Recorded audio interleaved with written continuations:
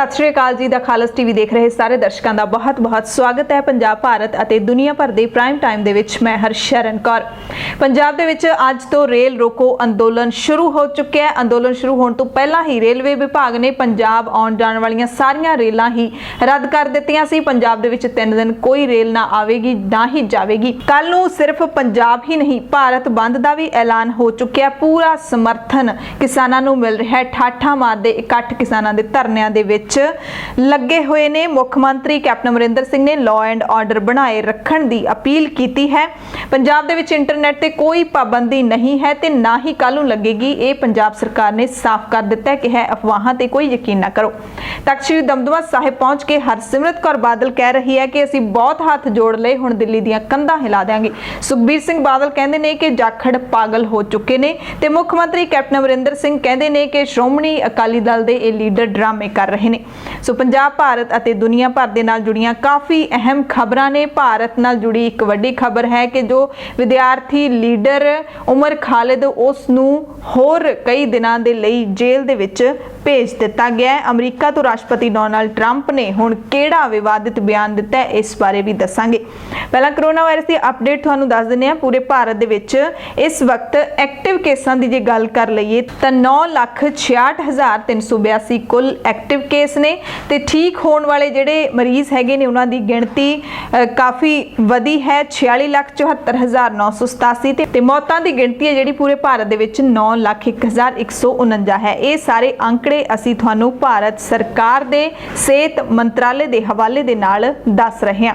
जे गल कर लईए पूरी दुनिया दी तां पूरी दुनिया दे विच कोरोना वायरस दे जिहड़े हालात हैगे ने वो ठीक नहीं हैगे। पूरी दुनिया दे विच भारत है जिहड़ा वो इस वक्त दूजे थां ते चल रहा है। वध जिहड़े प्रभावित मुल्कां दी गिणती दे विचों सूची दे विचों तो सब तो पहले नंबर ते अमरीका ही है, तीसरे नंबर ते ब्राजील है। पूरी दुनिया दे विच इस वक्त 3,19,00,000 कुल केस ने। 2,20,00,000 लोग ठीक हो चुके ने। 9,77,000 मौतां हो चुकियां ने। जे गल कर लईए पंजाब दी तां पंजाब दे विच मौतां दी गिणती है जिहड़ी वो हुण वध गई है, 3,000 तो उत्ते पहुंच गई है। कुल पॉजिटिव मरीजां दी गिणती भी 1,05,000 के नेड़े पहुंच गई है। ठीक होने वाले लोगों की गिणती 80,000 का आंकड़ा पार कर गई है ते हुण सूबे दे विच एक्टिव केसां की गिणती जिहड़ी 22,000 के नेड़े पहुंच गई है।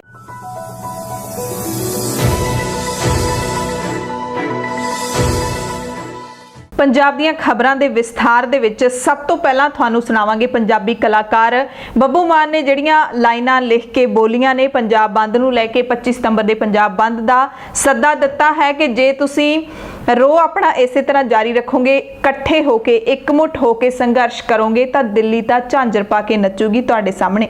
कलमा नूं आजो असला बना लिए, इकट्ठे होके पूंजीपति आजो मूरे ला लिए। 25 तरीक नूं जाम जड़ांगे, जे गल ना बनी तो लंबी लड़ाई लड़ांगे। साल 2 साल फसल रोकनी पैनी है जे फसलों की कीमत मुंह मंगी लैनी है।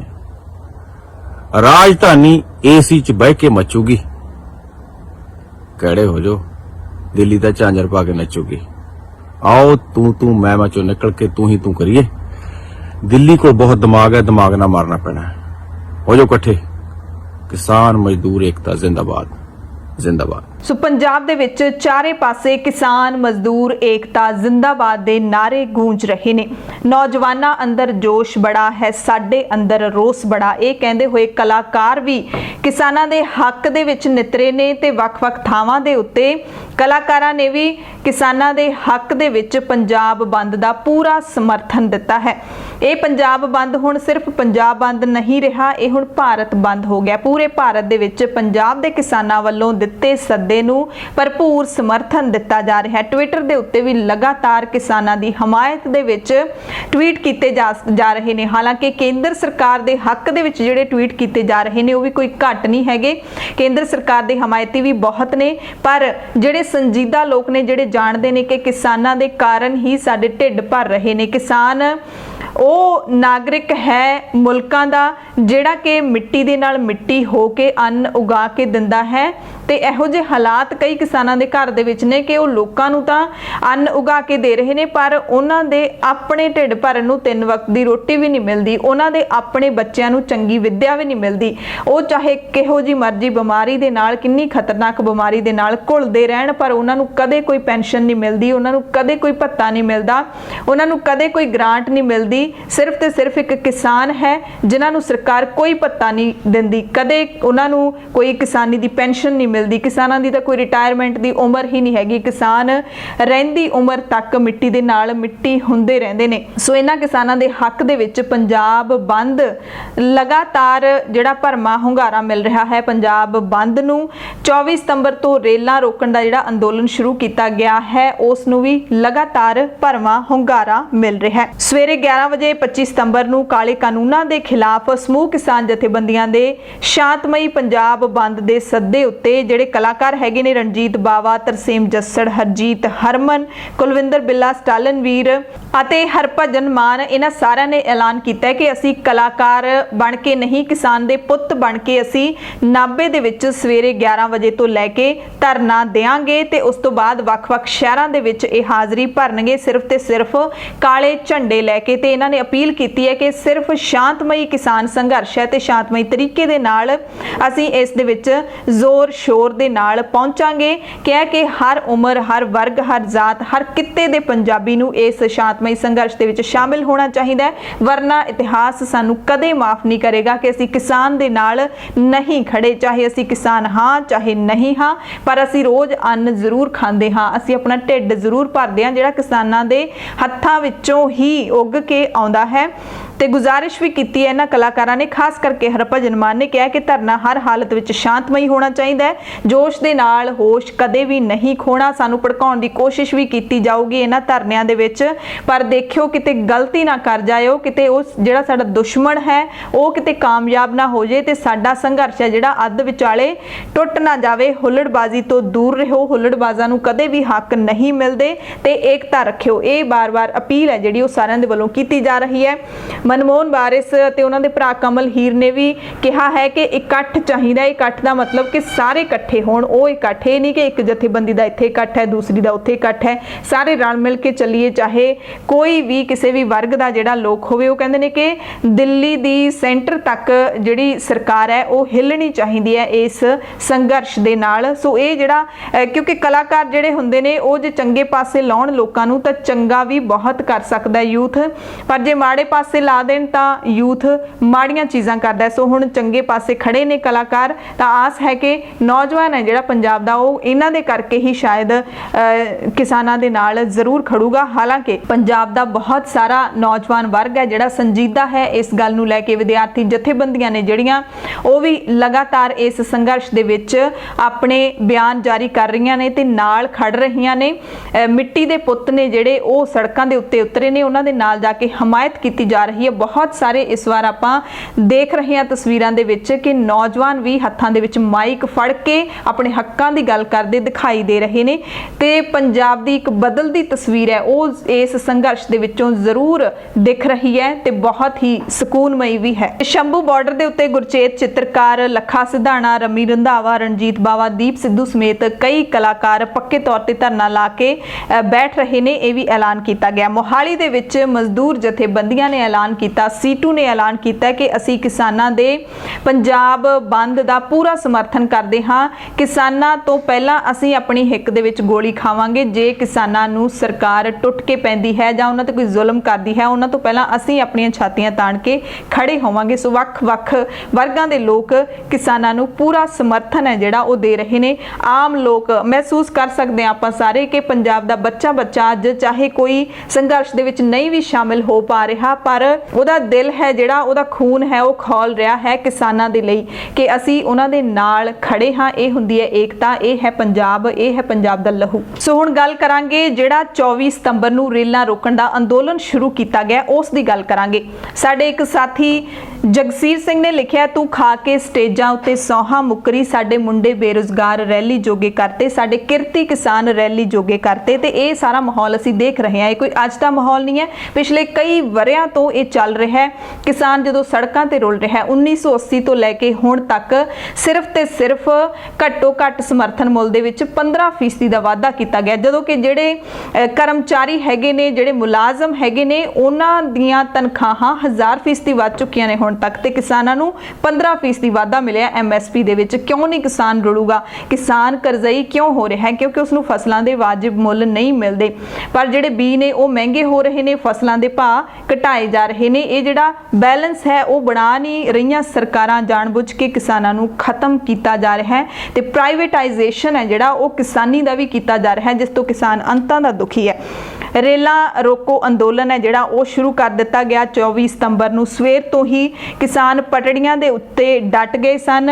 ਮਾਨਸਾ ਦੀ ਗੱਲ ਕਰ ਲਈਏ ਤਾਂ ਉੱਥੇ ਵੀ ਭਾਰਤੀ ਕਿਸਾਨ ਯੂਨੀਅਨ ਏਕਤਾ ਉਗਰਾਹਾਂ ਦੀ ਅਗਵਾਈ ਦੇ ਵਿੱਚ ਦਿੱਲੀ ਫਿਰੋਜ਼ਪੁਰ ਰੇਲਵੇ ਲਾਈਨ ਦੇ ਉੱਤੇ ਧਰਨਾ ਸ਼ੁਰੂ ਕਰ ਦਿੱਤਾ ਗਿਆ, ਜਿਹੜਾ ਕਿ 3 ਦਿਨ ਤੱਕ ਯਾਨੀ ਕਿ 26 ਸਤੰਬਰ ਤੱਕ ਲਗਾਤਾਰ ਜਾਰੀ ਰਹੇਗਾ। ਕਿਸਾਨਾਂ ਨੇ ਐਲਾਨ ਕੀਤਾ 26 ਸਤੰਬਰ ਤੱਕ ਕਿਸੇ ਵੀ ਰੇਲ ਗੱਡੀ ਨੂੰ ਲੰਘਣ ਨਹੀਂ ਦਿੱਤਾ ਜਾਏਗਾ। ਮਾਨਸਾ ਦੇ ਨਾਲ-ਨਾਲ ਬਰਨਾਲਾ ਦੇ ਵਿੱਚ ਵੀ ਕਿਸਾਨ ਰੇਲਵੇ ਟਰੈਕ ਦੇ ਉੱਤੇ ਬੈਠ ਗਏ ਨੇ, ਤੇ ਹਰ ਥਾਂ ਦੇ ਉੱਤੇ 3 ਦਿਨਾਂ ਮੋਰਚੇ ਦੀਆਂ ਤਿਆਰੀਆਂ ਤਹਿਤ ਟੈਂਟ ਲਾ ਕੇ ਕਿਸਾਨਾਂ ਨੇ ਧਰਨੇ ਸ਼ੁਰੂ ਕੀਤੇ ਨੇ, ਕਨਾਤਾਂ ਲਾ ਕੇ ਸ਼ੁਰੂ ਕੀਤੇ ਨੇ। ਰਾਸ਼ਨ, ਲੱਕੜਾਂ, ਪੱਖਿਆਂ ਤੋਂ ਲੈ ਕੇ ਸਾਰਾ ਪ੍ਰਬੰਧ ਮੁਕੰਮਲ ਕਰਕੇ ਬਰਨਾਲਾ ਦੇ ਵਿੱਚ ਮੋਰਚਾ ਸ਼ੁਰੂ ਕੀਤਾ ਗਿਆ। ਮਾਝੇ ਦੀ ਗੱਲ ਕਰ ਲਈਏ ਤਾਂ ਜੰਡਿਆਲਾ, ਗੁਰੂ ਦੇ ਵਿੱਚ ਵੀ, ਅੰਮ੍ਰਿਤਸਰ ਜਲੰਧਰ ਰੇਲਵੇ ਟਰੈਕ ਦੇ ਪਿੰਡ ਦੇਵੀਦਾਸਪੁਰਾ ਦੇ ਵਿੱਚ ਕਿਸਾਨ ਸੰਘਰਸ਼ ਕਮੇਟੀ ਨੇ ਧਰਨਾ ਸ਼ੁਰੂ ਕਰ ਦਿੱਤਾ। ਰੇਲਵੇ ਟਰੈਕ ਜਾਮ ਕਰ ਦਿੱਤਾ। ਰੇਲਵੇ ਟਰੈਕਾਂ ਦੇ ਉੱਪਰ ਜਿਹੜੇ ਬੈਠ ਕੇ ਕਿਸਾਨਾਂ ਨੇ ਧਰਨੇ ਲਾਏ ਹੋਏ ਨੇ, ਚਾਨਣੀਆਂ ਕਨਾਤਾਂ ਲਾ ਕੇ ਕਿਸਾਨ ਉੱਥੇ 3 ਦਿਨਾਂ ਦੇ ਲਈ ਪੱਕੇ ਬੈਠ ਗਏ ਨੇ। ਫਿਰੋਜ਼ਪੁਰ ਦੇ ਵਿੱਚ ਵੀ ਕਿਸਾਨ ਮਜ਼ਦੂਰ ਸੰਘਰਸ਼ ਕਮੇਟੀ ਦੇ ਵੱਲੋਂ ਕਿਸਾਨਾਂ ਤੇ ਮਜ਼ਦੂਰਾਂ ਨੇ ਬਸਤੀ ਟੈਂਕਾਂ ਵਾਲੀ ਵਿੱਚੋਂ ਲੰਘਦੇ ਰੇਲਵੇ ਟਰੈਕ ਤੇ ਜਾਮ ਲਾਇਆ, ਤੇ ਸ਼ਹਿਰ ਦੇ ਵਿੱਚ ਰੋਸ ਮਾਰਚ ਵੀ ਕੱਢਿਆ ਗਿਆ ਅਤੇ ਦੁਕਾਨਦਾਰਾਂ ਨੂੰ ਇਸ ਸੰਘਰਸ਼ ਦੇ ਵਿੱਚ ਹਮਾਇਤ ਕਰਨ ਦੀ ਅਪੀਲ ਕੀਤੀ ਗਈ। ਸ਼ਹਿਰ ਦੇ ਵਪਾਰ ਮੰਡਲ ਪ੍ਰਧਾਨ ਚੰਦਰਮੋਹਨ ਹਾਂਡਾ ਨੇ ਵੀ ਦੁਕਾਨਦਾਰਾਂ ਨੂੰ ਆਪਣੀਆਂ ਦੁਕਾਨਾਂ ਬੰਦ ਰੱਖਣ ਦੀ ਅਪੀਲ ਕੀਤੀ ਹੈ। ਸੋ ਇਹ ਦੇਖਣਾ ਕਾਫੀ ਅਹਿਮ ਰਹੂਗਾ। ਆਪਾਂ ਵੀ ਪੂਰਾ ਜਿਹੜਾ ਸਰਵੇ ਹੈ ਇਸ ਦਾ ਕਰਾਂਗੇ, ਜਿੱਥੇ ਤੱਕ ਕੀਤਾ ਗਿਆ ਕਿ ਪੰਜਾਬ ਦੇ ਸ਼ਹਿਰਾਂ ਦੇ ਵਿੱਚ ਸ਼ਹਿਰੀ ਲੋਕਾਂ ਨੇ ਕਿੰਨਾ ਕੁ ਸਮਰਥਨ ਦਿੱਤਾ ਹੈ ਪੰਜਾਬ ਦੇ ਕਿਸਾਨਾਂ ਨੂੰ। ਸ਼ਹਿਰੀ ਲੋਕ ਕਿੰਨਾ ਕੁ ਕਿਸਾਨਾਂ ਨੂੰ ਸਮਝਦੇ ਨੇ, ਉਹਨਾਂ ਦੀ ਜ਼ਿੰਦਗੀ ਨੂੰ ਕਿੰਨਾ ਕੁ ਸਮਝਦੇ ਨੇ।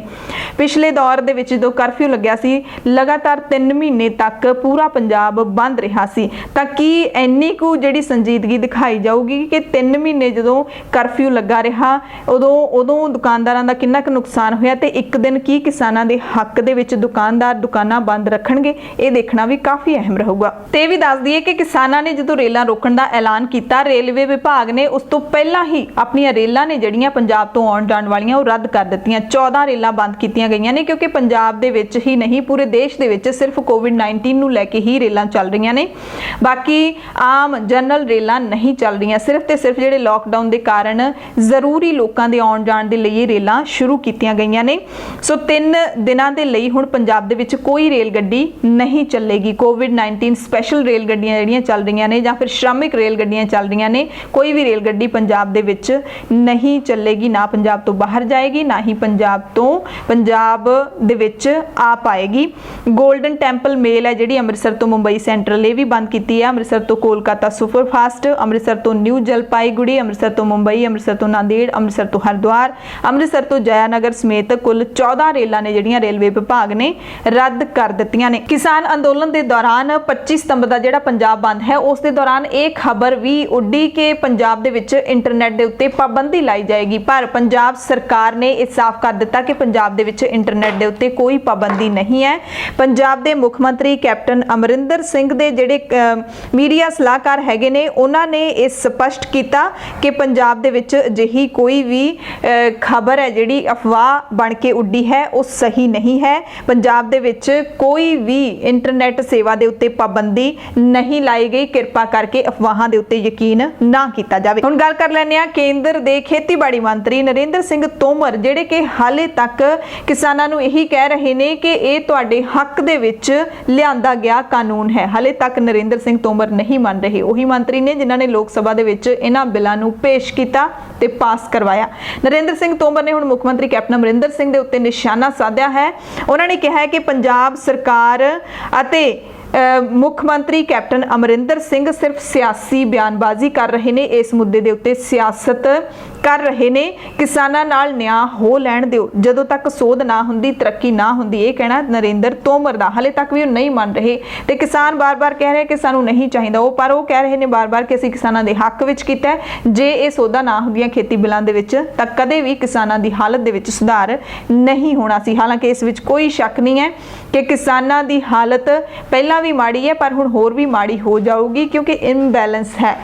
ਜਿਹੜੇ ਮੁੱਲ ਨੇ ਤੇ ਖੇਤੀ ਦਾ ਖਰਚਾ ਹੈ ਤੇ ਫਸਲਾਂ ਦੇ ਮੁੱਲ ਨੇ, ਉਹਨਾਂ ਦੇ ਵਿੱਚ ਸੰਤੁਲਨ ਨਹੀਂ ਹੈਗਾ। ਉਸ ਤੋਂ ਬਾਅਦ ਮੁੱਖ ਮੰਤਰੀ ਕੈਪਟਨ ਅਮਰਿੰਦਰ ਸਿੰਘ ਨੇ ਵੀ ਜਵਾਬ ਦਿੱਤਾ ਹੈ, ਪਲਟਵਾਰ ਕੀਤਾ ਹੈ ਕਿ ਕਿਸਾਨਾਂ ਨੂੰ ਗੁੰਮਰਾਹ ਕਰ ਰਹੇ ਨੇ ਕੇਂਦਰੀ ਮੰਤਰੀ ਨਰਿੰਦਰ ਤੋਮਰ। ਕਹਿੰਦੇ ਪੰਜਾਬ ਸਰਕਾਰ ਤੇ ਕਾਂਗਰਸ ਬਾਰੇ ਝੂਠ ਫੈਲਾ ਰਹੇ ਨੇ ਤੋਮਰ। ਪਹਿਲਾਂ APMC ਦੇ ਵਿੱਚ ਸੋਧ ਕਰਨ ਬਾਰੇ ਜਿਹੜਾ ਸਾਡਾ ਸਟੈਂਡ ਹੈ ਉਹਦੇ ਬਾਰੇ ਤੁਸੀਂ ਪੜ੍ਹ ਲਓ, ਇਹ ਕਹਿਣਾ ਹੈ ਕੈਪਟਨ ਅਮਰਿੰਦਰ ਸਿੰਘ ਦਾ। ਇਸ ਦੇ ਨਾਲ ਮੁੱਖ ਮੰਤਰੀ ਕੈਪਟਨ ਅਮਰਿੰਦਰ ਸਿੰਘ ਨੇ ਪੰਜਾਬ ਦੇ ਲੋਕਾਂ ਨੂੰ ਇਹ ਵੀ ਅਪੀਲ ਕੀਤੀ ਹੈ ਕਿ ਪੰਜਾਬ ਦੇ ਵਿੱਚ ਕਿਸਾਨਾਂ ਦਾ ਜਿਹੜਾ ਅੰਦੋਲਨ ਹੈ ਉਹ ਭਖਿਆ ਹੋਇਆ ਹੈ। ਇਸ ਦੇ ਦੌਰਾਨ ਲਾਅ ਐਂਡ ਆਰਡਰ ਦੀ ਜਿਹੜੀ ਸਖਤੀ ਦੇ ਨਾਲ ਪਾਲਣਾ ਕੀਤੀ ਜਾਵੇ, ਲਾਅ ਐਂਡ ਆਰਡਰ ਦੀ ਸਥਿਤੀ ਨੂੰ ਬਿਲਕੁਲ ਭੰਗ ਨਾ ਕੀਤੀ ਜਾਵੇ। ਇਹ ਪੰਜਾਬ ਦੇ ਲੋਕਾਂ ਨੂੰ, ਖਾਸ ਕਰਕੇ ਕਿਸਾਨਾਂ ਨੂੰ ਅਪੀਲ ਕੀਤੀ ਹੈ ਕਿ ਕੋਵਿਡ-19 ਨੂੰ ਲੈ ਕੇ ਜਿਹੜੀਆਂ ਸਾਵਧਾਨੀਆਂ ਵਰਤਣੀਆਂ ਨੇ ਉਹਨਾਂ ਦੀ ਵੀ ਤੁਸੀਂ ਚੰਗੀ ਤਰ੍ਹਾਂ ਦੇ ਨਾਲ ਪਾਲਣਾ ਕਰਨੀ ਹੈ। ਇਹ ਬਿਲਕੁਲ ਨਹੀਂ ਕਿਹਾ ਗਿਆ ਕਿ ਤੁਸੀਂ ਸੰਘਰਸ਼ ਨਾ ਕਰੋ, ਤੁਸੀਂ ਅੰਦੋਲਨ ਨਾ ਕਰੋ, ਤੇ ਕਿਹਾ ਗਿਆ ਕਿ ਜਿਹੜਾ ਭਾਰਤ ਬੰਦ ਹੈ ਉਹਦਾ ਤੁਸੀਂ ਸਮਰਥਨ ਕਰੋ ਕਿਉਂਕਿ ਉਹ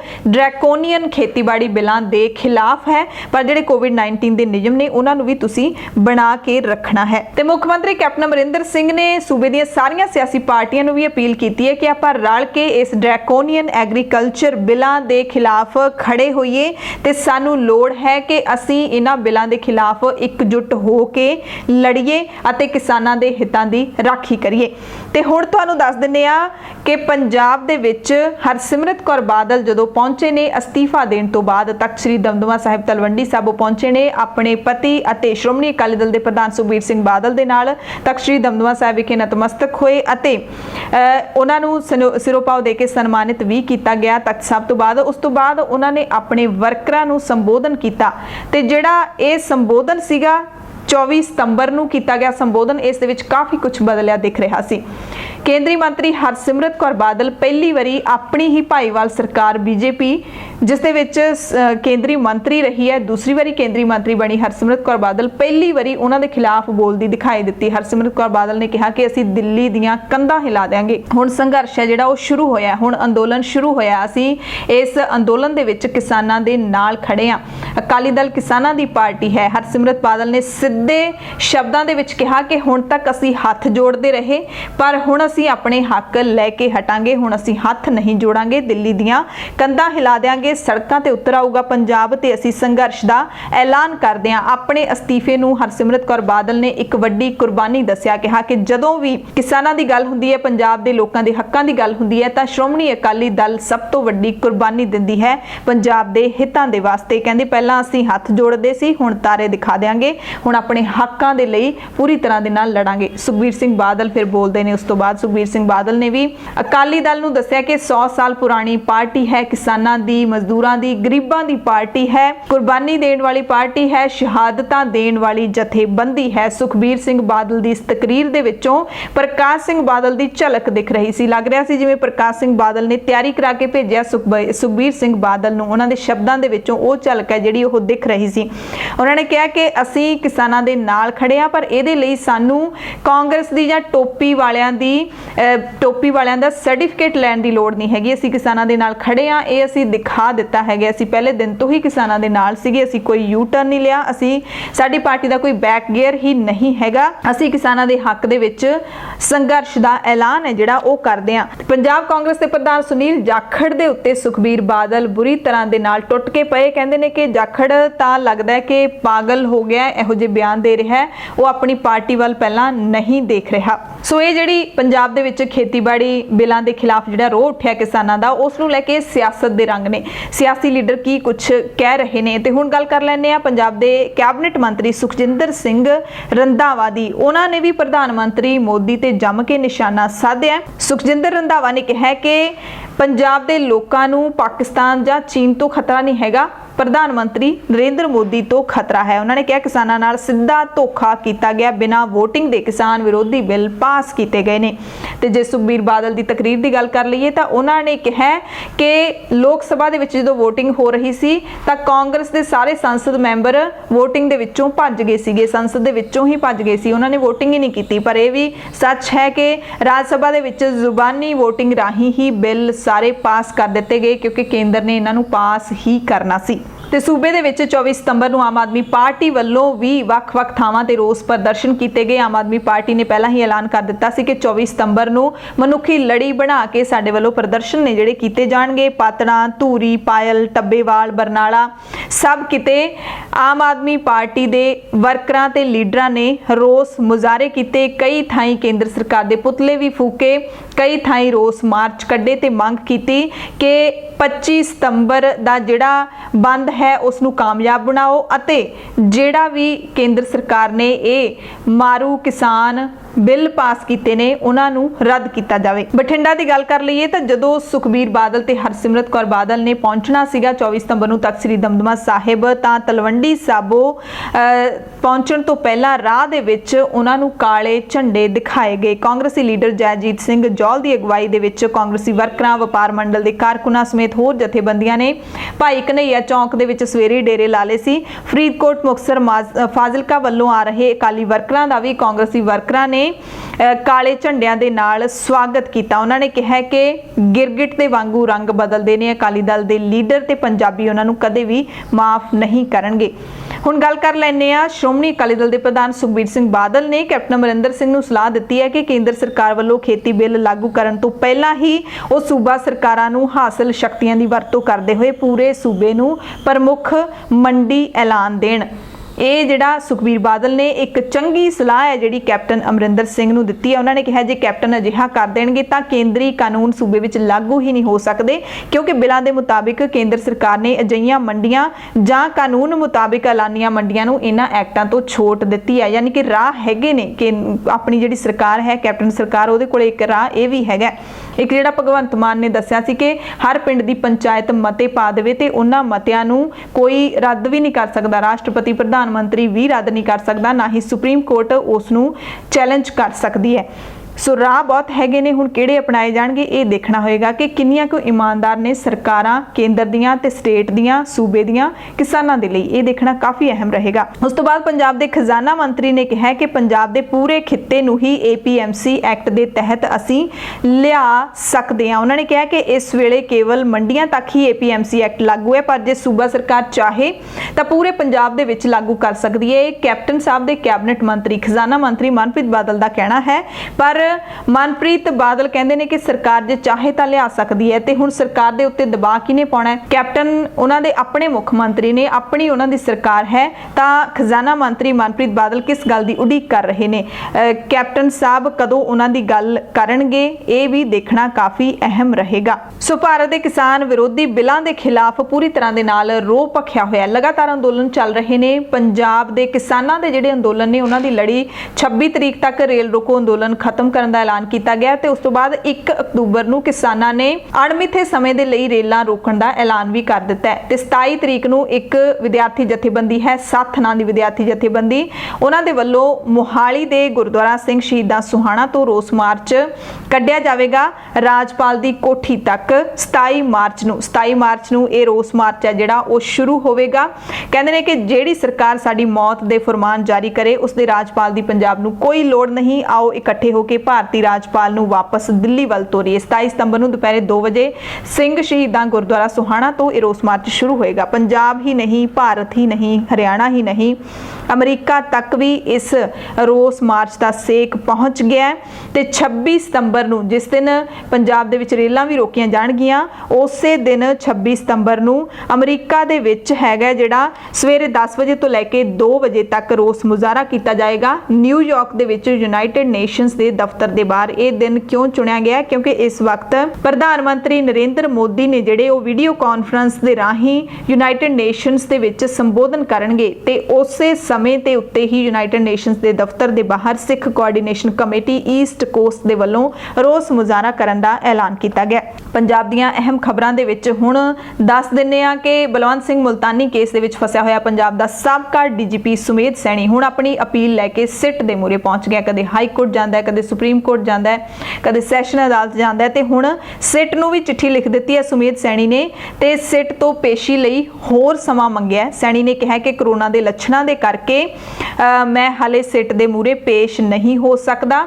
ਇਹ ਵੀ ਕਿਹਾ ਕਿ ਜਿਸ ਦਿਨ ਪੇਸ਼ ਹੋਣਾ ਹੈ ਉਸ ਦਿਨ ਡਾਕਟਰਾਂ ਦੀ ਟੀਮ ਨੂੰ ਵੀ ਨਾਲ ਜਾਣ ਦੀ ਇਜਾਜ਼ਤ ਦਿੱਤੀ ਜਾਵੇ। ਸੈਣੀ ਨੇ ਆਪਣੇ ਵਕੀਲ ਰਮਨਪ੍ਰੀਤ ਸੰਧੂ ਦੇ ਰਾਹੀਂ ਸਿੱਟ ਨੂੰ ਇਹ ਚਿੱਠੀ ਲਿਖੀ ਹੈ। ਹੁਣ ਸਿੱਟ ਇਸ ਦੇ ਉੱਤੇ ਕੀ ਰਿਐਕਟ ਕਰੇਗੀ, ਜਦੋਂ ਵੀ ਖਬਰ ਆਏਗੀ ਤੁਹਾਨੂੰ ਜ਼ਰੂਰ ਦੱਸਾਂਗੇ। ਸੋ ਸੁਮੇਧ ਸੈਣੀ ਹਰ ਉਹ ਹੀਲਾ ਵਰਤ ਰਿਹਾ ਜਿਹਦੇ ਨਾਲ ਉਹ ਪੰਜਾਬ ਪੁਲਿਸ ਦੇ ਸਾਹਮਣੇ ਜਾਣ ਤੋਂ ਬਚ ਜਾਵੇ। ਪਹਿਲਾਂ ਤਾਂ ਉਹਨੇ ਗ੍ਰਿਫਤਾਰੀ ਤੇ ਸਟੇ ਤਾਂ ਲਵਾਈ ਲਈ ਹੈ, ਪਰ ਹਾਲੇ ਵੀ ਸੁਮੇਧ ਸੈਣੀ ਮੁੱਖ ਮੁਲਜ਼ਮ ਹੈ। ਉਸ ਨੂੰ ਡਰ ਹੈ ਕਿ ਸ਼ਾਇਦ ਪੁਲਿਸ ਕੋਈ ਹੋਰ ਹੀਲਾ ਨਾ ਵਰਤ ਲਵੇ ਤੇ ਮੈਂ ਡਾਕਟਰਾਂ ਦੀ ਟੀਮ ਨਾਲ ਲੈ ਕੇ ਜਾਵਾਂ ਤਾਂ ਕਿ ਮੈਨੂੰ ਕੋਈ ਨੁਕਸਾਨ ਨਾ ਹੋ ਸਕੇ। ਪੰਜਾਬ ਦੇ ਵਿੱਚ ਅਗਲੀ ਵੱਡੀ ਖਬਰ ਤੁਹਾਨੂੰ ਦੱਸ ਦਈਏ ਕਿ ਡੇਰਾਬੱਸੀ ਦੇ ਮੀਰਾ ਮੱਲੀ ਮੁਹੱਲੇ ਦੇ ਵਿੱਚ 24 ਸਤੰਬਰ ਦੀ ਸਵੇਰ ਨੂੰ ਉਸਾਰੀ ਅਧੀਨ ਕਮਰਸ਼ੀਅਲ ਇਮਾਰਤ ਅਚਾਨਕ ਢਹਿ ਢੇਰੀ ਹੋ ਗਈ, ਡਿੱਗ ਗਈ, ਜਿਸ ਕਾਰਨ ਉਸ ਦੇ ਥੱਲੇ ਦਬ ਕੇ 3 ਮਜ਼ਦੂਰਾਂ ਦੀ ਮੌਤ ਹੋ ਗਈ। ਇਮਾਰਤ ਦੇ ਮਾਲਕ ਸਣੇ 2 ਜਣੇ ਜ਼ਖਮੀ ਵੀ ਹੋ ਗਏ।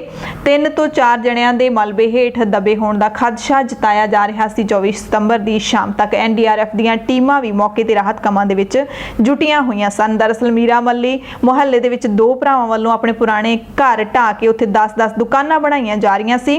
ਦੁਕਾਨਾਂ ਪੂਰੀ ਤਰ੍ਹਾਂ ਬਣ ਗਈਆਂ ਸੀ ਤੇ ਲੈਂਟਰ ਖੋਲਿਆ ਜਾਣਾ ਸੀ। ਇਸੇ ਦਿਨ 24 ਸਤੰਬਰ ਨੂੰ ਹੀ ਲੈਂਟਰ ਖੋਲਿਆ ਜਾਣਾ ਸੀ, ਪਰ ਲੈਂਟਰ ਅਚਾਨਕ ਡਿੱਗ ਪਿਆ ਤੇ ਮਜ਼ਦੂਰਾਂ ਦੀ ਮੌਤ ਹੋ ਗਈ। ਪੰਜਾਬ ਦੇ ਮੁੱਖ ਮੰਤਰੀ ਕੈਪਟਨ ਅਮਰਿੰਦਰ ਸਿੰਘ ਨੇ ਵੀ ਇਸ ਹਾਦਸੇ ਦੇ ਉੱਤੇ ਦੁੱਖ ਦਾ ਪ੍ਰਗਟਾਵਾ ਕੀਤਾ ਹੈ। ਅਗਲੀ ਖਬਰ ਹੈ ਕਿ ਪੰਜਾਬ ਦੇ ਵਿੱਚ ਐਸਸੀ ਵਿਦਿਆਰਥੀ ਨੇ ਜਿਹੜੇ ਉਹਨਾਂ ਦੇ ਲਈ ਹੁਣ ਮੁਸ਼ਕਿਲਾਂ ਵੱਧ ਰਹੀਆਂ ਨੇ, ਕਿਉਂਕਿ ਐਸਸੀ ਸਕਾਲਰਸ਼ਿਪ ਸਕੀਮ ਦੇ ਫੰਡ ਨਾ ਆਉਣ ਕਾਰਨ ਉਚੇਰੀ ਸਿੱਖਿਆ ਵਾਲੇ ਵਿਦਿਅਕ ਅਦਾਰਿਆਂ ਨੇ ਵਿਦਿਆਰਥੀਆਂ ਦੀਆਂ ਡਿਗਰੀਆਂ ਅਤੇ ਹੋਰ ਸਰਟੀਫਿਕੇਟਾਂ ਦੇ ਉੱਤੇ ਰੋਕ ਲਾ ਦਿੱਤੀ ਹੈ ਤੇ ਇਸ ਦੇ ਨਾਲ ਹਜ਼ਾਰਾਂ ਐਸਸੀ ਵਿਦਿਆਰਥੀਆਂ ਦੇ ਭਵਿੱਖ ਦੇ ਉੱਤੇ ਸਵਾਲੀਆ ਨਿਸ਼ਾਨ ਲੱਗ ਰਹੇ ਨੇ। ਵਜ਼ੀਫੇ ਦਾ ਲਾਹਾ ਲੈਣ ਵਾਲੇ ਸਾਰੇ ਵਿਦਿਆਰਥੀ ਇਹ ਗਰੀਬ ਤੇ ਲੋੜਵੰਦ ਪਰਿਵਾਰਾਂ ਦੇ ਬੱਚੇ ਨੇ ਜੋ ਇਸ ਵਕਤ ਸਰਕਾਰ ਦੇ ਮੂੰਹ ਵੱਲ ਦੇਖ ਰਹੇ ਨੇ ਕਿ ਸਰਕਾਰ ਕਦੋਂ ਉਹਨਾਂ ਦੀ ਵਜ਼ੀਫਾ ਫੰਡ ਜਾਰੀ ਕਰਦੀ ਹੈ ਤੇ ਕਦੋਂ ਉਹ ਇਹਨਾਂ ਵਿਦਿਅਕ ਅਦਾਰਿਆਂ ਤੋਂ ਆਪਣੀਆਂ ਡਿਗਰੀਆਂ ਲੈ ਸਕਣਗੇ, ਕਿਉਂਕਿ ਜਾਣਕਾਰੀ ਦੇ ਮੁਤਾਬਿਕ ਕਈ ਮਹੀਨਿਆਂ ਕਿਤੇ ਤਾਂ ਸਾਲ ਦੇ ਜਿਹੜੇ ਵਜ਼ੀਫੇ ਨੇ ਉਹ ਬਕਾਇਆ ਖੜੇ ਨੇ ਤੇ ਵਿਦਿਅਕ ਅਦਾਰੇ ਨੇ ਜਿਹੜੇ ਉਹਨਾਂ ਦਾ ਆਪਣਾ ਤਰਕ ਹੈ ਕਿ ਉਹਨਾਂ ਨੇ ਇੱਕ ਸਾਲ ਬੱਚਿਆਂ ਨੂੰ ਪੜ੍ਹਾ ਦਿੱਤਾ ਹੈਗਾ, ਪਰ ਹੁਣ ਜਦੋਂ ਤੱਕ ਸਰਕਾਰਾਂ ਨੇ ਜਿਹੜੀਆਂ ਉਹ ਫੰਡ ਜਾਰੀ ਨਹੀਂ ਕਰਦੀਆਂ ਉਦੋਂ ਤੱਕ ਅਸੀਂ ਡਿਗਰੀਆਂ ਨਹੀਂ ਪ੍ਰੋਵਾਈਡ ਕਰਾਂਗੇ। ਪੰਜਾਬ ਦੀਆਂ ਖਬਰਾਂ ਦੇ ਵਿੱਚ ਜਾਂਦੇ ਇੱਕ ਖਬਰ ਤੁਹਾਨੂੰ ਇਟਲੀ ਤੋਂ ਦੱਸ ਦਿੰਨੇ ਆ, ਕਿਉਂਕਿ ਪੰਜਾਬੀ ਦੇ ਨਾਲ ਹੀ ਜੁੜੀ ਹੋਈ ਹੈ। ਇਟਲੀ ਦੀਆਂ ਨਗਰ ਨਿਗਮ ਚੋਣਾਂ ਦੇ ਵਿੱਚ ਪੰਜਾਬ ਦੇ ਨੌਜਵਾਨ ਕਮਲਜੀਤ ਸਿੰਘ ਨੇ ਸ਼ਾਨਦਾਰ ਜਿੱਤ ਹਾਸਲ ਕੀਤੀ ਹੈ। ਇਟਲੀ ਦੀ ਸਿਆਸਤ ਵਿੱਚ ਦਾਖਲ ਹੋਣ ਵਾਲਾ ਤੇ ਇਤਿਹਾਸਿਕ ਜਿੱਤ ਪ੍ਰਾਪਤ ਕਰਨ ਵਾਲਾ ਕਮਲਜੀਤ ਸਿੰਘ ਪਹਿਲਾ ਪੰਜਾਬੀ ਬਣ ਗਿਆ ਤੇ ਇਸ ਜਿੱਤ ਦੇ ਨਾਲ ਇਟਲੀ ਦੇ ਵਿੱਚ ਵਸਦੇ ਅਤੇ ਸਮੁੱਚੇ ਸਿੱਖ ਭਾਈਚਾਰੇ ਦੇ ਵਿੱਚ ਖੁਸ਼ੀ ਦੀ ਲਹਿਰ ਹੈ।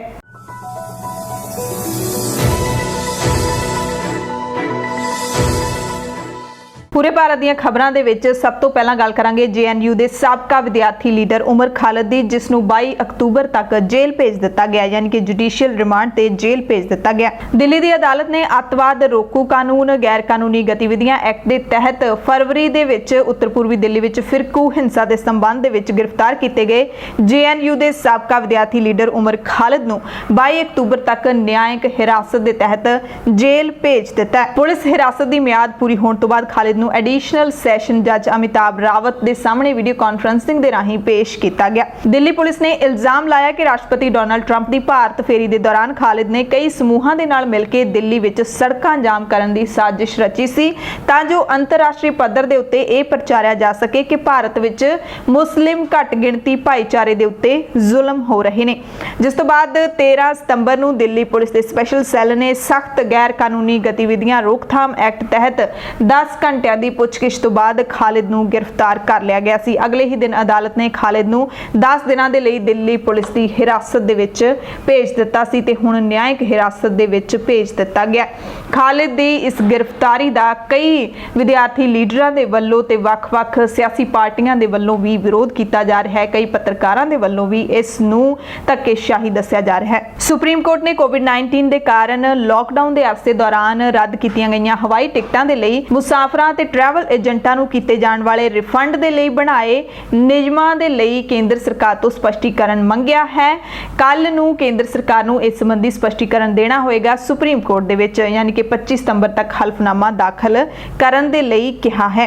ਇੱਕ NGO ਪ੍ਰਵਾਸੀ ਲੀਗਲ ਸੈੱਲ ਉਸ ਦੇ ਵੱਲੋਂ ਇਹ ਪਟੀਸ਼ਨ ਦਾਇਰ ਕੀਤੀ ਗਈ ਸੀ ਸੁਪਰੀਮ ਕੋਰਟ ਦੇ ਵਿੱਚ ਕਿ ਜੇਕਰ ਕੋਈ ਵੀ ਵਿਅਕਤੀ 에ਅਰ ਇੰਡੀਆ, ਇੰਡੀਗੋ ਜਾਂ ਫਿਰ ਹੋਰ 에ਅਰਲਾਈਨਾਂ ਦੀਆਂ ਟਿਕਟਾਂ ਦੀ ਬੁਕਿੰਗ ਕਰਦਾ ਹੈ ਤੇ ਭਾਰਤ ਤੋਂ ਬਾਹਰ ਉਡਾਣ ਭਰ ਜਾਂਦਾ ਹੈ ਤਾਂ DGCA ਵੱਲੋਂ ਦਾਇਰ ਹਲਫਨਾਮੇ ਨੂੰ ਵਾਜਬ ਮੰਨਿਆ ਜਾਂਦਾ ਹੈ ਤੇ DGCA ਰਿਫੰਡ ਲਈ ਉਹਨਾਂ ਲੋਕਾਂ ਨੂੰ ਵੀ ਯੋਗ ਸਮਝੇ ਕਵਰ ਕਰੇ ਜਿਨ੍ਹਾਂ ਨੇ ਖਾੜੀ ਮੁਲਕਾਂ ਤੋਂ ਭਾਰਤ ਵਾਪਸ ਆਉਣ ਦੇ ਲਈ ਟਿਕਟਾਂ ਬੁੱਕ ਕੀਤੀਆਂ ਸੀ। ਅਗਲੀ ਖਬਰ ਹੈ ਕਿ ਪ੍ਰਧਾਨ ਮੰਤਰੀ ਨਰਿੰਦਰ ਮੋਦੀ ਨੇ ਕਿਹਾ ਹੈ ਤੰਦਰੁਸਤ ਰਹਿਣਾ ਇੰਨਾ ਮੁਸ਼ਕਿਲ ਕੰਮ ਨਹੀਂ ਜਿੰਨਾ ਕੁਝ ਲੋਕ ਸੋਚਦੇ ਨੇ, ਯਾਨੀ ਕਿ ਨਰਿੰਦਰ ਮੋਦੀ ਨੇ ਇੱਕ ਹੋਰ ਮੰਤਰ ਦਿੱਤਾ ਹੈ ਲੋਕਾਂ ਨੂੰ, ਫਿਟਨੈਸ ਦੀ ਡੋਜ਼ ਅੱਧਾ ਘੰਟਾ ਰੋਜ਼।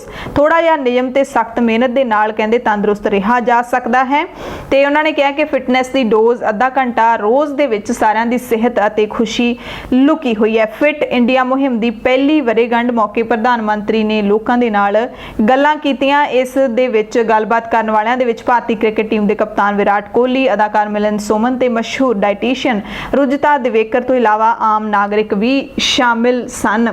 ਸੋ ਪ੍ਰਧਾਨ ਮੰਤਰੀ ਦਾ ਜਿਹੜਾ ਇਹ ਮੰਤਰ ਹੈ ਕੋਈ ਮਾੜਾ ਨਹੀਂ ਹੈਗਾ, ਪਰ ਭਾਰਤ ਦੇ ਵਿੱਚ ਅਜਿਹੇ ਕਰੋੜਾਂ ਹੀ ਲੋਕ ਹੋਣਗੇ ਜਿਨ੍ਹਾਂ ਨੂੰ ਰੋਟੀ ਵੀ ਖਾਣ ਨੂੰ ਨਹੀਂ ਮਿਲਦੀ ਤੇ ਜਿਨ੍ਹਾਂ ਦੇ ਢਿੱਡ ਦੇ ਵਿੱਚ ਕੁਝ ਜਾਂਦਾ ਨਹੀਂ ਤੇ ਉਹ ਅੱਧਾ ਘੰਟਾ ਕਿਵੇਂ ਕਸਰਤ ਕਰ ਸਕਦੇ ਨੇ, ਕਿਵੇਂ ਫਿਟਨੈਸ ਦੀ ਡੋਜ਼ ਲੈ ਸਕਦੇ ਨੇ ਜਿਨ੍ਹਾਂ ਦਾ ਢਿੱਡ ਖਾਲੀ ਹੈ, ਕਿਉਂਕਿ ਕਸਰਤ ਵੀ ਭਰੇ ਢਿੱਡ ਦੇ ਨਾਲ ਹੀ ਹੋ ਸਕਦੀ ਹੈ। ਜਿਨ੍ਹਾਂ ਦੇ ਸਰੀਰ ਦੇ ਅੰਦਰ ਕਸਰਤ ਕਰਨ ਦੀ ਸਮਰੱਥਾ ਹੋਵੇ ਉਹ ਹੀ ਕਸਰਤ ਕਰ ਸਕਦਾ ਹੈ। ਡਾਈਟੀਸ਼ੀਅਨਸ ਦੇ ਨਾਲ ਭਾਰਤ ਦੇ ਪ੍ਰਧਾਨ ਮੰਤਰੀ ਨੇ ਗੱਲਬਾਤ ਕੀਤੀ ਤੇ ਜਿਹੜੇ ਕ੍ਰਿਕਟ ਟੀਮ ਦੇ ਕਪਤਾਨ ਨੇ ਉਹਨਾਂ ਦੇ ਨਾਲ ਗੱਲਬਾਤ ਕੀਤੀ। ਉਹ ਲੋਕ ਨੇ ਜਿਨ੍ਹਾਂ ਨੂੰ ਰੋਟੀ ਦਾ ਫਿਕਰ ਨਹੀਂ ਹੁੰਦਾ, ਰੋਟੀ ਇਹਨਾਂ ਨੂੰ ਮਿਲ ਹੀ ਜਾਣੀ ਹੁੰਦੀ ਹੈ, ਕਰੋੜਾਂ ਦੀਆਂ ਜਾਇਦਾਦਾਂ ਹੁੰਦੀਆਂ ਨੇ, ਪਰ ਉਹਨਾਂ ਲੋਕਾਂ ਦੇ ਨਾਲ ਨਹੀਂ ਗੱਲ ਕੀਤੀ ਗਈ ਜਿਨ੍ਹਾਂ ਦੇ ਨਾਲ ਕਰਨੀ ਚਾਹੀਦੀ ਸੀ, ਜਿਨ੍ਹਾਂ ਨੂੰ 2 ਵਕਤ ਦੀ ਰੋਟੀ ਵੀ ਨਹੀਂ ਮਿਲਦੀ। ਉਹ ਸ਼ਾਇਦ ਪ੍ਰਧਾਨ ਮੰਤਰੀ ਨੂੰ ਮੁੜ ਕੇ ਸਵਾਲ ਵੀ ਕਰਦੇ ਕਿ ਸਾਨੂੰ ਤਾਂ ਰੋਟੀ ਵੀ ਨਹੀਂ ਮਿਲਦੀ, ਅਸੀਂ ਫਿਟਨੈਸ ਦੀ ਡੋਜ਼ ਅੱਧਾ ਘੰਟਾ ਰੋਜ਼ ਕਿੱਥੋਂ ਲੈ ਲਈਏ। ਅਗਲੀ ਖਬਰ ਗੁਜਰਾਤ ਤੋਂ ਹੈ ਜਿੱਥੇ ਸੂਰਤ ਜ਼ਿਲ੍ਹੇ ਦੇ ਹਜ਼ੀਰਾ ਦੇ ਵਿੱਚ ਤੇਲ ਤੇ ਕੁਦਰਤੀ ਗੈਸ ਨਿਗਮ ONGC ਦੇ ਗੈਸ ਪ੍ਰੋਸੈਸਿੰਗ ਪਲਾਂਟ ਦੇ ਵਿੱਚ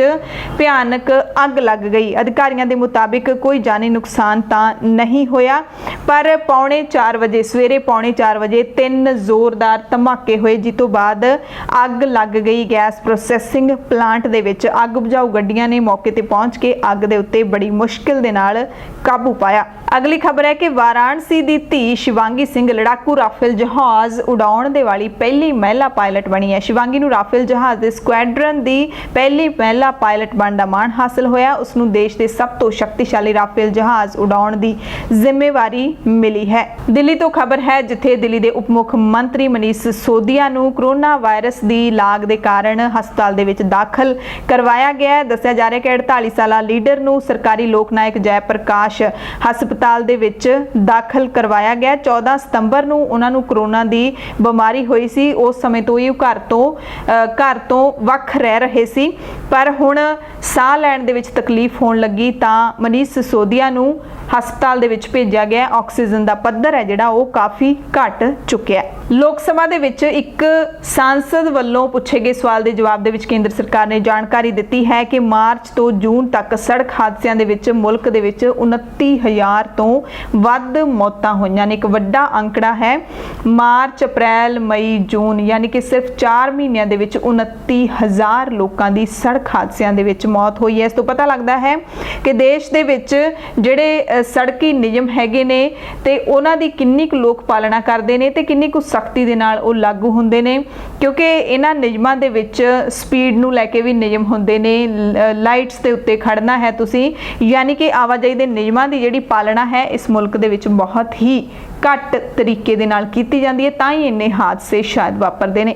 ਤੇ ਨਾਲ ਹੀ ਜਿਹੜੀਆਂ ਗੱਡੀਆਂ ਦੀ ਸਰਵਿਸ ਹੋਣੀ, ਗੱਡੀਆਂ ਦੀ ਨਿਗਾਹ ਰੱਖਣੀ, ਉਹਨਾਂ ਦੀ ਇਨਸਪੈਕਸ਼ਨ ਹੋਣੀ, ਇਹਨਾਂ ਚੀਜ਼ਾਂ ਦਾ ਕੋਈ ਵੀ ਪ੍ਰਬੰਧ ਇਸ ਮੁਲਕ ਦੇ ਵਿੱਚ ਨਹੀਂ ਹੈ।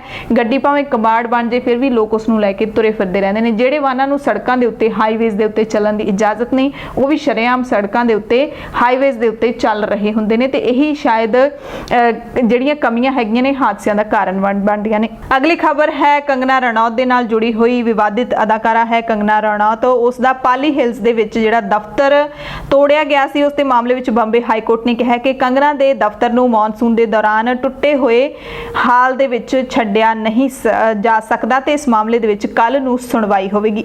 ਅਗਲੀ ਖਬਰ ਹੈ ਬਾਲੀਵੁੱਡ ਡਰੱਗ ਕਨੈਕਸ਼ਨ ਦੀ। ਇਸ ਦੇ ਵਿੱਚ ਐਨਸੀਬੀ ਲਗਾਤਾਰ ਹੁਣ ਫਿਲਮੀ ਸਿਤਾਰਿਆਂ ਨੂੰ ਸਮਨ ਭੇਜ ਰਿਹਾ ਹੈ ਤੇ ਇਸ ਮਸਲੇ ਦੇ ਵਿੱਚ ਫੈਸ਼ਨ ਡਿਜ਼ਾਈਨਰ ਸਿਮੋਨ ਖੰਬਾਟਾ ਦੀ ਅੱਜ ਸਵੇਰੇ ਪੇਸ਼ੀ ਹੋਈ ਸੀ। ਐਨਸੀਬੀ ਦੇ ਮੂਹਰੇ ਪੇਸ਼ੀ ਹੋਈ ਸੀ ਸਵੇਰੇ 9:30 ਵਜੇ ਦੇ ਕਰੀਬ ਦੱਖਣੀ ਮੁੰਬਈ ਦੇ ਕੁਲਾਬਾ ਸਥਿਤ ਐਨਸੀਬੀ ਗੈਸਟ ਹਾਊਸ ਦੇ ਵਿੱਚ ਪੁੱਜੀ ਸੀ ਉਕਤ ਡਿਜ਼ਾਈਨਰ ਤੇ ਉਸ ਤੋਂ ਬਾਅਦ ਐਨਸੀਬੀ ਨੇ ਰਕੁਲਪ੍ਰੀਤ ਸਿੰਘ, ਟੈਲੈਂਟ ਮੈਨੇਜਰ ਸ਼ਰੂਤੀ ਮੋਦੀ ਨੂੰ ਵੀ ਸਮਨ ਭੇਜਿਆ ਹੈ ਤੇ ਅਦਾਕਾਰਾ ਦੀਪਿਕਾ ਪਾਦੂਕੋਣ, ਸ਼ਰਧਾ ਕਪੂਰ, ਸਾਰਾ ਅਲੀ ਖਾਨ ਸਮੇਤ ਹੋਰ ਵੀ ਕਈ ਲੋਕਾਂ ਨੂੰ ਸਮਨ ਐਨਸੀਬੀ ਦੇ ਵੱਲੋਂ ਭੇਜੇ ਗਏ ਨੇ।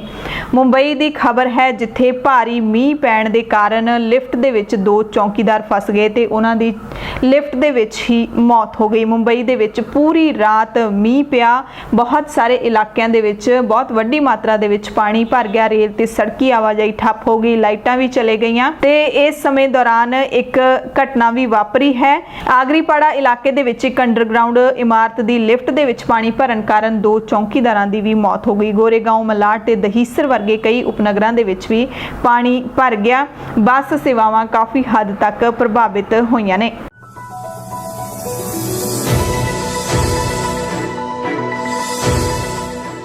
ਦੁਨੀਆ ਭਰ ਦੀਆਂ ਖਬਰਾਂ ਦੇ ਵਿੱਚ ਸਭ ਤੋਂ ਪਹਿਲਾਂ ਸਾਰਕ ਦੇਸ਼ਾਂ ਦੀ ਬੈਠਕ ਦੇ ਬਾਰੇ ਗੱਲ ਕਰਾਂਗੇ। ਭਾਰਤ ਅਤੇ ਪਾਕਿਸਤਾਨ ਦੇ ਵਿਦੇਸ਼ ਮੰਤਰੀਆਂ ਨੇ ਸਾਰਕ ਦੇਸ਼ਾਂ ਦੀ ਬੈਠਕ ਦੇ ਵਿੱਚ ਹਿੱਸਾ ਲਿਆ। ਵੀਡੀਓ ਕਾਨਫਰੰਸਿੰਗ ਦੇ ਜ਼ਰੀਏ ਭਾਰਤੀ ਵਿਦੇਸ਼ ਮੰਤਰੀ ਐਸ ਜੈਸ਼ੰਕਰ ਅਤੇ ਪਾਕਿਸਤਾਨੀ ਵਿਦੇਸ਼ ਮੰਤਰੀ ਸ਼ਾਹ ਮਹਿਮੂਦ ਕੁਰੈਸ਼ੀ ਵੀ ਸ਼ਾਮਿਲ ਹੋਏ। ਇਸ ਬੈਠਕ ਦੇ ਵਿੱਚ ਦੋਵਾਂ ਦੇਸ਼ਾਂ ਦੇ ਵਿਦੇਸ਼ ਮੰਤਰੀ ਆਮੋ ਸਾਹਮਣੇ ਹੋਏ, ਯਾਨੀ ਕਿ ਭਾਰਤ ਅਤੇ ਪਾਕਿਸਤਾਨ ਦੇ ਵਿਦੇਸ਼ ਮੰਤਰੀ ਐਸ ਜੈਸ਼ੰਕਰ ਨੇ ਕਿਹਾ ਕਿ ਭਾਰਤ ਦੱਖਣੀ ਏਸ਼ੀਆ ਨੂੰ ਜ਼ਿਆਦਾ ਮਜ਼ਬੂਤ, ਜੋੜ ਵਾਲਾ, ਸੁਰੱਖਿਅਤ ਅਤੇ ਸਮਰੱਥ ਬਣਾਉਣਾ ਚਾਹੁੰਦਾ ਹੈ। ਵਿਦੇਸ਼ ਮੰਤਰੀ ਨੇ ਵੀ ਦੱਸਿਆ ਕਿ ਭਾਰਤ ਨੇ ਸਾਰਕ ਦੇਸ਼ਾਂ ਦੇ ਆਪਣੇ ਗੁਆਂਢੀਆਂ ਦੀ ਮੁਸ਼ਕਿਲ ਸਮੇਂ ਦੇ ਵਿੱਚ ਮਦਦ ਕੀਤੀ ਹੈ।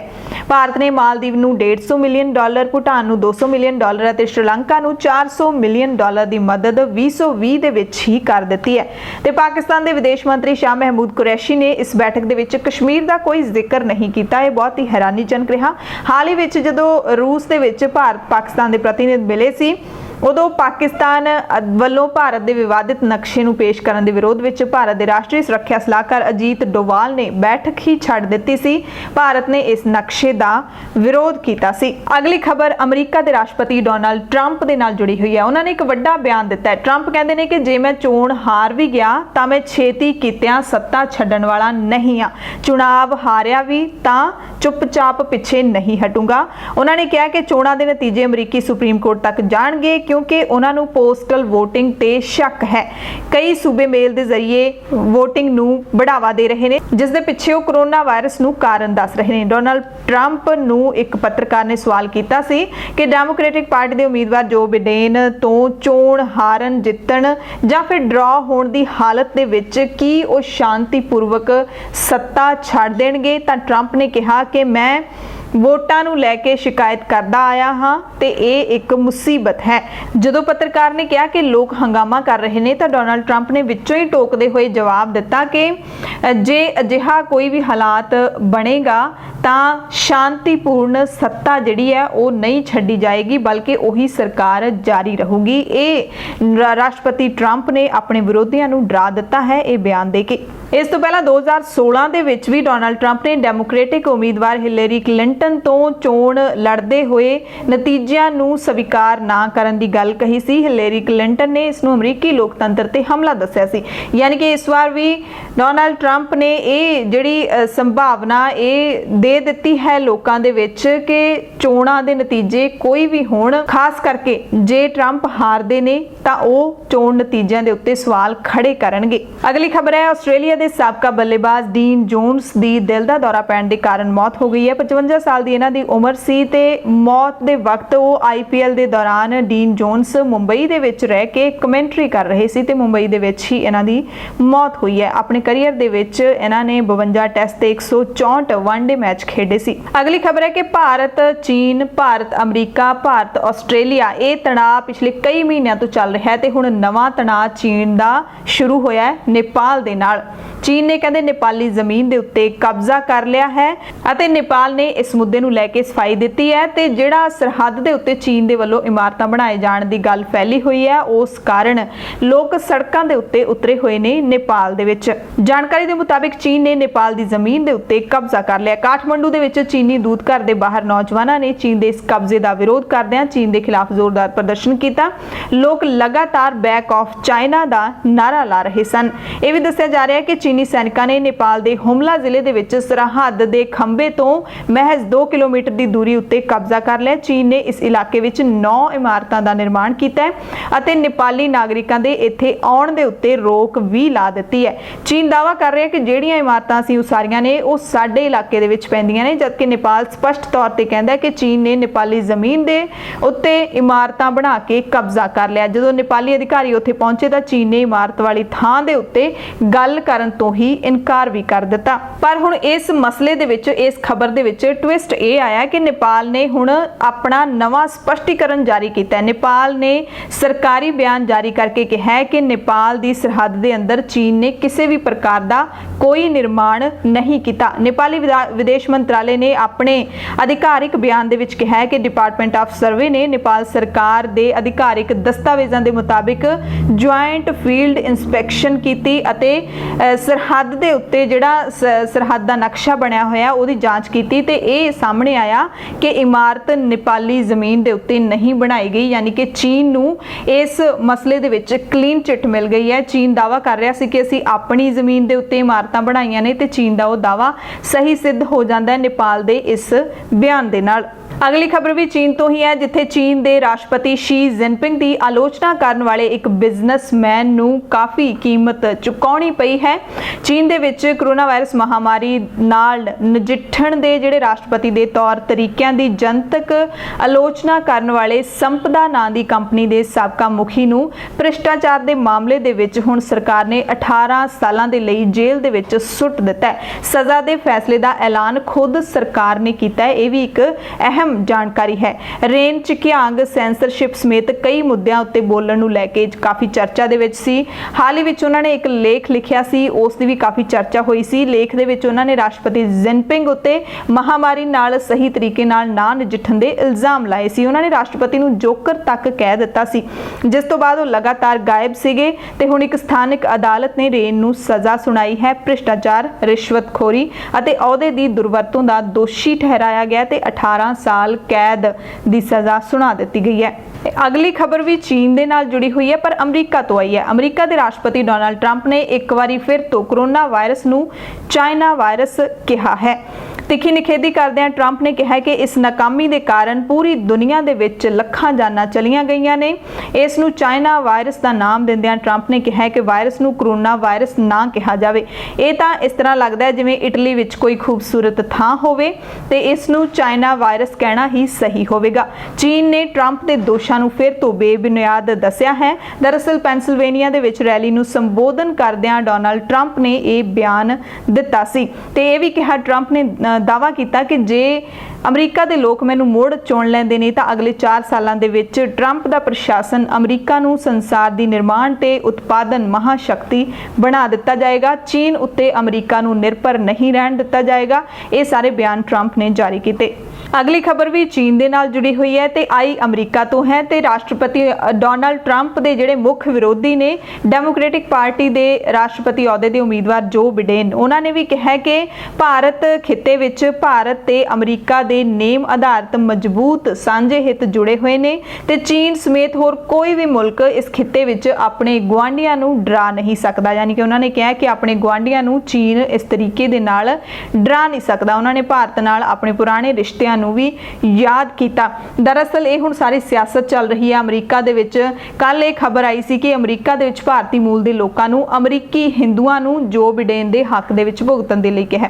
ਉਸ ਤੋਂ ਬਾਅਦ ਅੱਜ ਜੋ ਬਿਡੇਨ ਦਾ ਇਹ ਬਿਆਨ ਆ ਜਾਂਦਾ ਹੈ ਕਿ ਭਾਰਤ ਦੇ ਨਾਲ ਅਮਰੀਕਾ ਦੇ ਪੁਰਾਣੇ ਕਾਫੀ ਚੰਗੇ ਰਿਸ਼ਤੇ ਰਹੇ ਨੇ ਤੇ ਭਾਰਤ ਨੂੰ ਲੈ ਕੇ ਉਹਨਾਂ ਨੇ ਚੀਨ ਦੇ ਬਾਰੇ ਬਿਆਨ ਦਿੱਤਾ ਹੈ ਕਿ ਚੀਨ ਇਸ ਤਰੀਕੇ ਦੇ ਨਾਲ ਆਪਣੇ ਗੁਆਂਢੀਆਂ ਯਾਨੀ ਕਿ ਭਾਰਤ ਨੂੰ ਧਮਕਾ ਨਹੀਂ ਸਕਦਾ। ਉਹਨਾਂ ਕਿਹਾ ਕਿਹਾ ਕਿ ਮੈਂ ਕਹਿੰਦਾ ਹਾਂ ਭਾਰਤ ਤੇ ਅਮਰੀਕਾ ਜੇਕਰ ਗੂੜੇ ਦੋਸਤ ਬਣ ਜਾਣ ਤਾਂ ਕੁੱਲ ਆਲਮ ਸੁਰੱਖਿਅਤ ਬਣ ਜਾਵੇਗੀ। 7 ਸਾਲ ਪਹਿਲਾਂ ਮੈਂ ਮੁੰਬਈ ਦੇ ਵਿੱਚ ਇੱਕ ਕਾਰੋਬਾਰੀ ਨੂੰ ਕਿਹਾ ਸੀ ਕਿ ਅਮਰੀਕਾ ਭਾਰਤ ਭਾਈਵਾਲੀ 21ਵੀਂ ਸਦੀ ਵਿੱਚ ਰਿਸ਼ਤਿਆਂ ਨੂੰ ਪਰਿਭਾਸ਼ਿਤ ਕਰੇਗੀ। ਜੋ ਬਿਡੇਨ ਨੇ ਇਹ ਵੀ ਵਾਅਦਾ ਕੀਤਾ ਭਾਰਤੀਆਂ ਦੇ ਨਾਲ ਭਾਰਤੀਆਂ ਦੀਆਂ ਵੋਟਾਂ ਨੂੰ ਲੁਭਾਉਣ ਦੇ ਲਈ ਕਿ ਭਾਰਤੀ ਅਮਰੀਕੀਆਂ ਦੇ H1B ਵੀਜ਼ਿਆਂ ਦੇ ਨਾਲ ਸੰਬੰਧੀ ਸਾਰੇ ਤੌਖਲਿਆਂ ਨੂੰ ਮੈਂ ਦੂਰ ਕਰਾਂਗਾ, ਕਿਉਂਕਿ ਭਾਰਤੀ ਅਮਰੀਕੀਆਂ ਨੇ ਆਪਣੀ ਸਖਤ ਮਿਹਨਤ ਸਦਕਾ ਅਮਰੀਕਾ ਦੇ ਆਰਥਿਕ ਵਿਕਾਸ ਦੇ ਵਿੱਚ ਵੱਡਾ ਯੋਗਦਾਨ ਪਾਇਆ ਹੈ। ਅਗਲੀ ਖਬਰ ਕੈਨੇਡਾ ਤੋਂ ਹੈ, ਜਿੱਥੇ ਸਟੱਡੀ ਵੀਜ਼ਾ ਤੇ ਗਏ 21 ਸਾਲਾਂ ਦੇ ਨੌਜਵਾਨ ਨੇ ਖੁਦਕੁਸ਼ੀ ਕਰ ਲਈ ਹੈ। ਮ੍ਰਿਤਕ ਦੀ ਪਛਾਣ ਅਮਰਿੰਦਰ ਸਿੰਘ ਪੁੱਤਰ ਮਲਕੀਤ ਸਿੰਘ ਜਲੰਧਰ PAP ਦਾ ਰਹਿਣ ਵਾਲਾ ਸੀ, ਇਸ ਦੇ ਵਜੋਂ ਹੋਈ ਹੈ। ਪੰਜਾਬ ਪੁਲਿਸ ਵਿੱਚ ASI ਹੈ ਮਲਕੀਤ ਸਿੰਘ, ਉਹਦਾ ਪੁੱਤਰ ਹੈ ਅਮਰਿੰਦਰ ਸਿੰਘ। 2017 ਦੇ ਵਿੱਚ ਸਟੱਡੀ ਵੀਜ਼ਾ ਤੇ ਕੈਨੇਡਾ ਗਿਆ ਸੀ, ਸਰੀ ਦੇ ਵਿੱਚ ਪੜ੍ਹਦਾ ਸੀ, ਪੜ੍ਹਾਈ ਦੇ ਨਾਲ ਨਾਲ ਕੰਮ ਵੀ ਕਰਦਾ ਸੀ, ਪਰ ਨਵੰਬਰ 2019 ਦੇ ਵਿੱਚ ਉਸਨੇ ਫੀਸ ਦੇ ਲਈ 20 ਲੱਖ ਰੁਪਏ ਵੀ ਮੰਗਵਾਏ ਸੀ ਤੇ ASI ਪਿਤਾ ਦੇ ਦੱਸਣ ਦੇ ਮੁਤਾਬਿਕ ਅਮਰਿੰਦਰ ਨੇ ਆਪਣੀ ਪੜ੍ਹਾਈ ਮੁਕੰਮਲ ਕਰ ਲਈ ਸੀ। ਪਹਿਲਾਂ ਵੀ ਉਸਨੇ ਇੱਕ ਵਾਰੀ ਖੁਦਕੁਸ਼ੀ ਕਰਨ ਦੀ ਕੋਸ਼ਿਸ਼ ਕੀਤੀ ਸੀ। ਉਸਦੇ ਪਿਤਾ ਨੇ ਇਹ ਵੀ ਦੱਸਿਆ ਕਿ ਉਹਨਾਂ ਦਾ ਮੁੰਡਾ ਉੱਥੇ ਕਿਸੇ ਦੇ ਜਾਲ ਦੇ ਵਿੱਚ ਫਸ ਗਿਆ ਸੀ, ਕਿਸੇ ਲੜਕੀ ਦੇ ਜਾਲ ਦੇ ਵਿੱਚ ਫਸ ਗਿਆ ਸੀ ਜੋ ਕਿ ਪਾਕਿਸਤਾਨ ਦੇ ਕਰਾਚੀ ਦੀ ਰਹਿਣ ਵਾਲੀ ਸੀ। ਇਸੇ ਕਰਕੇ ਹੀ ਉਸਦੇ ਪੁੱਤਰ ਨੇ ਖੁਦਕੁਸ਼ੀ ਕੀਤੀ ਹੈ ਮਾਨਸਿਕ ਤਣਾਅ ਦੇ ਕਾਰਨ। ਪੰਜਾਬ ਦੇ ਮੁੱਖ ਮੰਤਰੀ ਕੈਪਟਨ ਅਮਰਿੰਦਰ ਸਿੰਘ ਨੂੰ ASI ਮਲਕੀਤ ਸਿੰਘ ਨੇ ਅਪੀਲ ਕੀਤੀ ਹੈ ਕਿ ਪ੍ਰਧਾਨ ਮੰਤਰੀ ਨਰਿੰਦਰ ਮੋਦੀ ਦੇ ਦਖਲ ਦੇ ਰਾਹੀਂ ਉਸਦੇ ਪੁੱਤਰ ਦੀ ਲਾਸ਼ ਮੰਗਵਾਉਣ ਦਾ ਪ੍ਰਬੰਧ ਕੀਤਾ ਜਾਵੇ, ਕਿਉਂਕਿ ਸਾਡੇ ਕੋਲ ਲਾਸ਼ ਮੰਗਵਾਉਣ ਜੋਗੇ ਵੀ ਪੈਸੇ ਨਹੀਂ ਹੈਗੇ। ਅਗਲੀ ਖਬਰ ਪਾਕਿਸਤਾਨ ਤੋਂ ਹੈ, ਜਿੱਥੇ ਭਾਰਤ ਦੇ ਸਖਤ ਇਤਰਾਜ਼ ਦੇ ਬਾਵਜੂਦ ਪਾਕਿਸਤਾਨ ਨੇ 15 ਨਵੰਬਰ ਨੂੰ ਗਿਲਗਿਟ ਬਾਲਟਿਸਤਾਨ ਦੀਆਂ ਵਿਧਾਨ ਸਭਾ ਚੋਣਾਂ ਕਰਵਾਉਣ ਦਾ ਐਲਾਨ ਕਰ ਦਿੱਤਾ ਹੈ। ਰਣਨੀਤਿਕ ਪੱਖੋਂ ਅਹਿਮ ਇਲਾਕੇ ਦੇ ਵਿੱਚ ਪਹਿਲਾਂ ਚੋਣਾਂ ਮੁਲਤਵੀ ਕਰ ਦਿੱਤੀਆਂ ਗਈਆਂ ਸੀ। ਰਾਸ਼ਟਰਪਤੀ ਡਾਕਟਰ ਆਰਿਫ ਅਲਵੀ ਨੇ ਇਸ ਸੰਬੰਧੀ ਬੁੱਧਵਾਰ ਨੂੰ ਨੋਟੀਫਿਕੇਸ਼ਨ ਜਾਰੀ ਕੀਤਾ ਹੈ। ਬਿਆਨ ਵਿੱਚ ਕਿਹਾ ਗਿਆ ਹੈ ਕਿ ਪਾਕਿਸਤਾਨ ਦੇ ਰਾਸ਼ਟਰਪਤੀ ਐਲਾਨ ਕਰਦੇ ਹਨ ਕਿ ਗਿਲਗਿਟ ਬਾਲਟਿਸਤਾਨ ਵਿਧਾਨ ਸਭਾ ਚੋਣਾਂ 15 ਨਵੰਬਰ 2020 ਨੂੰ ਕਰਵਾਈਆਂ ਜਾਣ। ਅਗਲੀ ਖਬਰ ਵੀ ਪਾਕਿਸਤਾਨ ਤੋਂ ਹੀ ਹੈ, ਜਿੱਥੇ 6 ਮਹੀਨਿਆਂ ਤੋਂ ਬੰਦ 6ਵੀਂ ਤੋਂ 8ਵੀਂ ਤੱਕ ਦੇ ਸਕੂਲ ਵੀ ਮੁੜ ਖੁੱਲ ਗਏ ਨੇ। ਪਿਛਲੇ ਦਿਨੀ 9ਵੀਂ ਤੋਂ 12ਵੀਂ ਤੱਕ ਦੇ ਵਿਦਿਆਰਥੀਆਂ ਨੂੰ ਸਕੂਲਾਂ ਵਿੱਚ ਜਾਣ ਦੀ ਇਜਾਜ਼ਤ ਦਿੱਤੀ ਗਈ ਸੀ ਤੇ ਹੁਣ ਦੂਸਰੇ ਪੜਾਅ ਤਹਿਤ 6ਵੀਂ ਤੋਂ 8ਵੀਂ ਕਲਾਸ ਤੱਕ ਦੇ ਵਿਦਿਆਰਥੀਆਂ ਦੇ ਲਈ ਵੀ ਸਕੂਲ ਮੁੜ ਖੁੱਲ ਗਏ ਨੇ। ਨਵੇਂ ਜਿਹੜੇ SOPs ਨੇ, ਨਵੇਂ ਦਿਸ਼ਾ ਨਿਰਦੇਸ਼ ਨੇ, ਉਹਨਾਂ ਦੇ ਨਾਲ ਹੁਣ ਵਿਦਿਆਰਥੀ ਸਕੂਲਾਂ ਦੇ ਵਿੱਚ ਜਾਣਗੇ। ਸਾਰੇ ਜਿਹੜੇ ਅਧਿਆਪਕ ਹੈਗੇ ਨੇ ਉਹਨਾਂ ਦੇ ਕਰੋਨਾ ਵਾਇਰਸ ਦੇ ਟੈਸਟ ਜ਼ਰੂਰੀ ਕੀਤੇ ਗਏ ਨੇ। ਪੰਜਾਬ ਭਾਰਤ ਅਤੇ ਦੁਨੀਆ ਭਰ ਦੇ ਪ੍ਰਾਈਮ ਟਾਈਮ ਦੇ ਵਿੱਚ ਤੁਹਾਡੇ ਸਭ ਤੋਂ ਇਜਾਜ਼ਤ ਚਾਹੁੰਦੇ ਹਾਂ। ਤੁਸੀਂ ਸਾਰੇ ਆਪਣਾ ਧਿਆਨ ਰੱਖਿਓ, ਲੋੜਵੰਦਾਂ ਦੀ ਮਦਦ ਜ਼ਰੂਰ ਕਰਦੇ ਰਹੋ। ਕੱਲ ਨੂੰ ਪੰਜਾਬ ਦੇ ਵਿੱਚ ਕਿਸਾਨਾਂ ਦਾ ਬੰਦ ਹੈ, ਪੰਜਾਬ ਬੰਦ ਹੈ, ਪਰ ਨਾਲ ਹੀ ਭਾਰਤ ਬੰਦ ਦੀ ਆਵਾਜ਼ ਵੀ ਉੱਠ ਰਹੀ ਹੈ। ਤੁਸੀਂ ਇਸ ਬੰਦ ਦੇ ਵਿੱਚ ਕਿੰਨਾ ਕੁ ਸਹਿਯੋਗ ਕਰੋਗੇ, ਕਿੰਨਾ ਕੁ ਕਿਸਾਨਾਂ ਦੇ ਹੱਕ ਦੇ ਵਿੱਚ ਖੜੋਗੇ, ਇਹ ਤੁਸੀਂ ਜ਼ਰੂਰ ਸਪੋਰਟ ਦੇ ਵਿੱਚ, ਕਿਸਾਨਾਂ ਦੀ ਸਪੋਰਟ ਦੇ ਵਿੱਚ ਜਾਂ ਨਹੀਂ ਸਪੋਰਟ ਦੇ ਵਿੱਚ ਤੁਸੀਂ ਸੁਨੇਹਾ ਭੇਜ ਕੇ ਜ਼ਰੂਰ ਦੱਸਿਓ। ਪਰ ਅੱਜ ਲੋੜ ਹੈ ਕਿ ਪੰਜਾਬ ਦੇ ਕਿਸਾਨ ਦੇ ਨਾਲ ਖੜਨ ਦੀ। ਪੰਜਾਬ ਦਾ ਕਿਸਾਨ ਜਿਹੜਾ ਪੂਰੇ ਦੇਸ਼ ਨੂੰ ਰਜਾਉਂਦਾ ਹੈ, 2% ਕਿਸਾਨ ਨੇ ਜਿਹੜੇ 60% ਲੋਕਾਂ ਨੂੰ ਰਜਾਉਂਦੇ ਨੇ, ਉਹਨਾਂ ਦਾ ਢਿੱਡ ਭਰਦੇ ਨੇ। ਉਹਨਾਂ ਨੂੰ ਲੋੜ ਹੈ ਸਾਰਿਆਂ ਦੇ ਸਹਿਯੋਗ ਦੀ। ਕੀ ਪੰਜਾਬ ਬੰਦ ਦਾ ਤੁਸੀਂ ਹਮਾਇਤ ਕਰੋਗੇ? ਇਹ ਜ਼ਰੂਰ ਦੱਸਿਓ। ਧੰਨਵਾਦ।